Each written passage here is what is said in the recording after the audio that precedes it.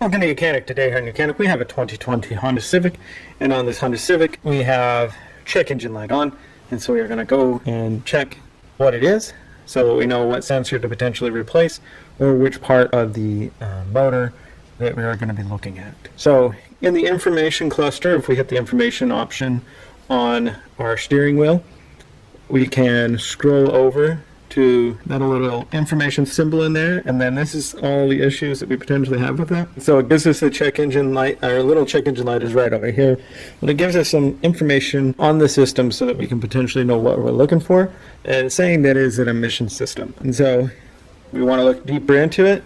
We have the key on to the run position, but the engine not started, and so now we have an OBD2 scanner hooked up, the YOUCAN-2, and we are going to read the codes and see what they tell us is going on. So going to Diagnostic, we are going to select the Honda, because that's what we're working on here. Then we have the Smart VIN, communicates with the vehicle, knows the information we need about the vehicle. Then we're going to just select control modules so that we can just check the engine control module. Okay, now we will read the codes, and these are the codes that we have. We have a 41-5, which is the rear air fuel ratio, sensor bank 1, sensor 1, heater circuit malfunction, right? So we have sensor 1 of the O2 sensor, and that would be the upstream. Then we have a 163-2, and that is the DTC for an O2 sensor, also bank 1, because there's only one bank on this vehicle, but that is sensor 2, heater circuit malfunction. So that is our two codes right here. So we're going to go over the process of how you would replace both of those sensors on this vehicle.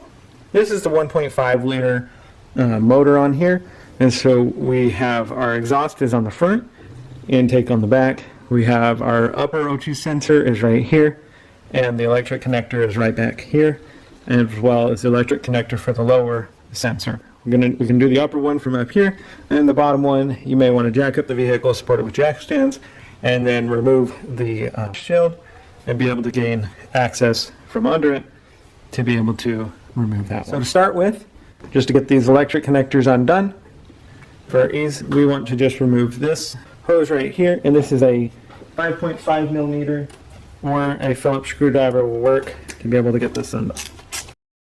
Just have to loosen these a little bit. And now we'll be able to undo this air hose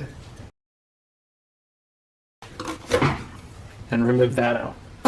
And now we have the electric connectors for the that's the lower one, and then we have the upper one here.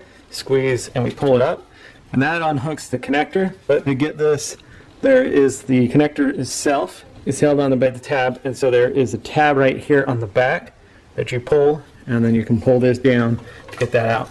Then there is a little clip right in there that holds this portion of that connector there.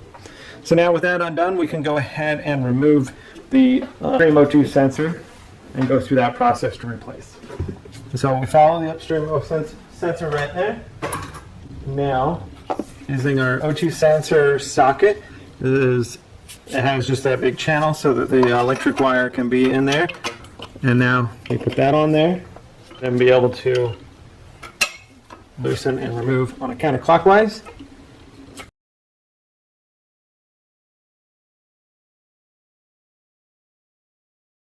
Alright, so we have our upper O2 sensor, or sensor 1 in bank 1, and we're going to go through that process of replacing it. So this is the sensor, has this little heat shield. Depending on which one you buy, you either get the heat shield on it or you get one without the heat shield. They'll both work, but if you'd like to have the heat shield on it, just make sure you buy the one with the heat shield. So you'll be able to just take your O2 sensor, you gotta work it down there with that heat shield, get it past everything. Now we get it into the alignment hole there, and we start spinning it in.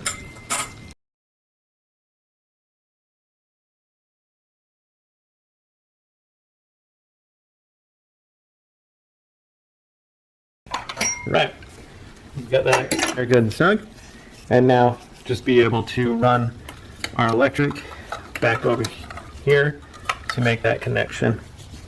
there's the little clamp that that little round part goes into. And then back over here, you take the bottom portion and you'll snap it up into that clip there. And then the upper portion, make that electric connector. So that is the replacement of the upper one. And now the lower one, unless you can really get down in there and be able to get that undone, we're going to go at it from under and be able to remove that one from under. So we've undone the electric connector from up top, and then want to just depress the back side of that clip and then be able to pull the whole clip out so that we have freedom from that electric connector. And now we'll go down from the bottom and undo it. So I'm just going to leave this up here. Just note that you would have to jack up the car, remove your splash shield, and then be able to have the access you need to be able to remove the O2 sensor. You're going to see the socket come up in there and be able to get that undone.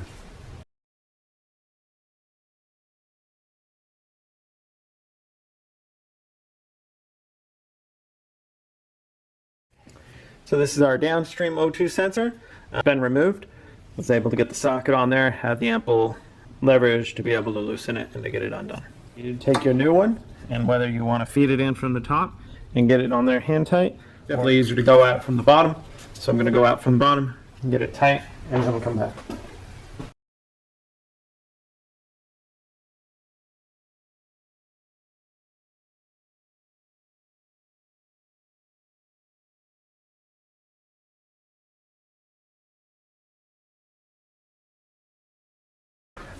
Okay, so we have the O2 sensor is tightened up in there. So now we'll be able to bring the wire back up.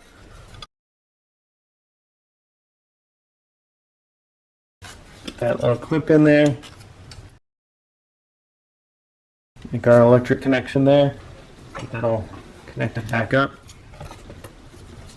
And then be able to install a little air tube. Tighten the little 5.5 millimeter bolt.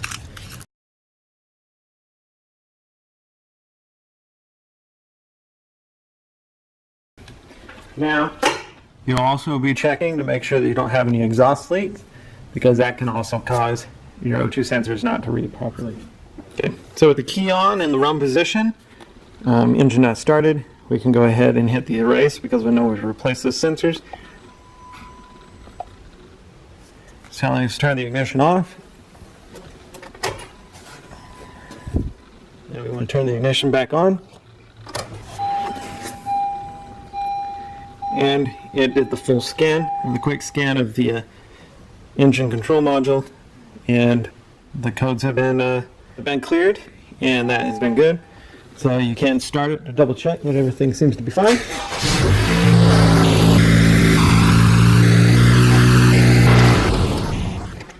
And now you would just drive your car like normal and make sure that that same codes don't come back on, and that it was potentially just the sensors had gotten worn out and plugged up and you had to replace those. If it does come back on, then you'll have to start looking into other issues, and potentially your catalytic converter is no good and you would need to replace that. Thanks for watching YOUCANIC, where you can be the mechanic.